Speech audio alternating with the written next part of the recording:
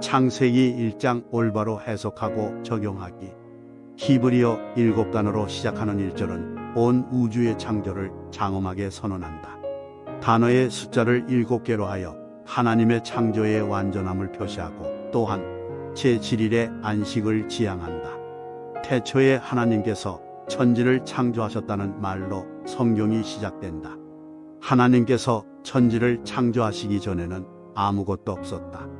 보이는 것과 보이지 않는 만물을 창조하시기 전에는 시간도 존재하지 않았다.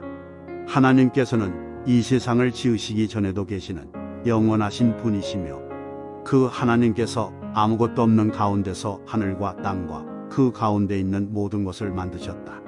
그분은 아무것도 없는 가운데서 천지를 지으신 창조주시고 우리는 지음을 받은 피조물에 지나지 않는다.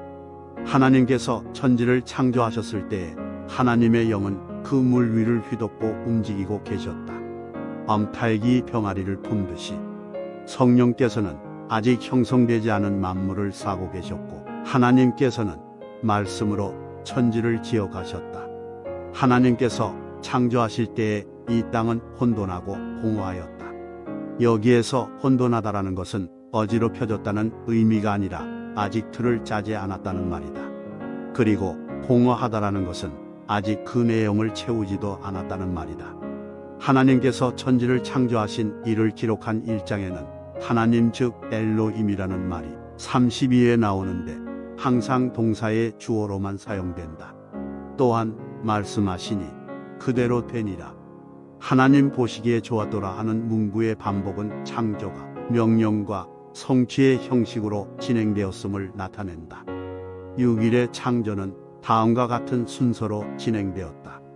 1일 빛의 창조, 2일 하늘의 창조, 하늘 위의 물과 아래 물의 구분, 3일 육지의 창조, 식물의 창조, 4일 해, 달, 별의 창조, 5일 새와 물고기의 창조, 6일 육지 동물의 창조, 사람의 창조, 7일 복되고 거룩한 안식. 6일 동안의 창조 순서를 보면 하나님께서 순서가 있게 창조하셨음을 알 수 있다. 제1일에서 3일에는 기초가 되는 틀을 만드신 다음에 제4일에서 6일에는 그 내용을 채워 놓으셨다. 하나님께서는 혼돈한 세계의 틀을 놓으시고 공허한 세상을 아름다운 창조물로 채우셨다. 6일 동안의 창조 순서는 하나님께서 창조하실 때 그 전체 과정을 미리 마음에 두고 계셨음을 나타낸다. 창조의 모든 과정은 거룩한 안식일로서 끝난다. 이 사실은 또한 세상의 역사가 영원한 안식을 향하여 진행할 것을 나타낸다.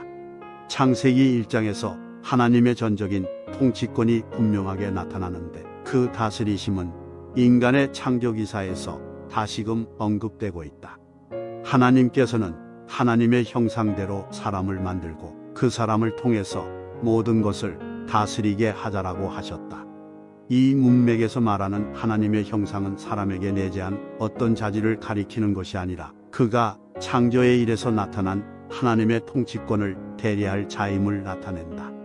따라서 하나님의 형상이란 정태적인 특성으로 설명될 수 있는 것이 아니며 인간이 하나님께서 맡기신 사명을 감당하는 데서 나타나는 것이다. 바울 사도도 새 사람을 선한 일을 위하여 지으심을 받은 자라고 하였다.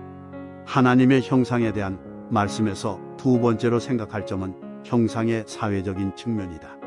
하나님이 자기 형상 곧 하나님의 형상대로 사람을 창조하시되 남자와 여자를 창조하시고라는 구절에서 가르치듯이 하나님의 형상대로 창조된 사람은 다름이 아닌 남자와 여자다.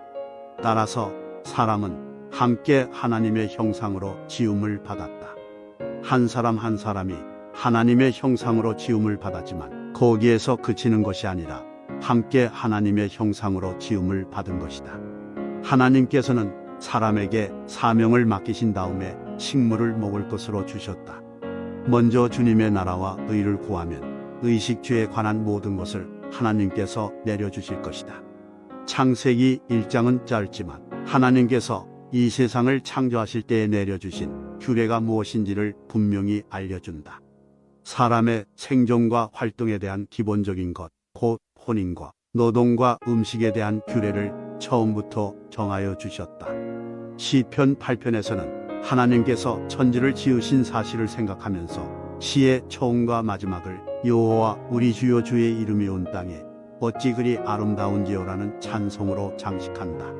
또한 사람을 하나님의 형상으로 만들어서 만물을 다스리게 하신 사실을 놓고 사람이 무엇이간데 주께서 저를 생각하시며 인자가 무엇이간데 주께서 저를 권고하시나이까. 라는 말로 하나님을 높인다. 하나님께서 주신 통치권을 자신의 것으로 생각지 않고 그러한 능력을 주신 하나님만을 높이는 것이다.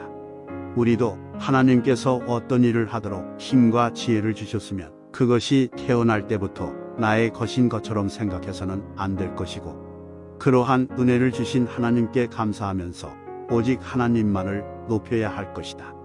창조주 하나님을 생각하면서 하나님을 높이 찬양해야 할 것이다.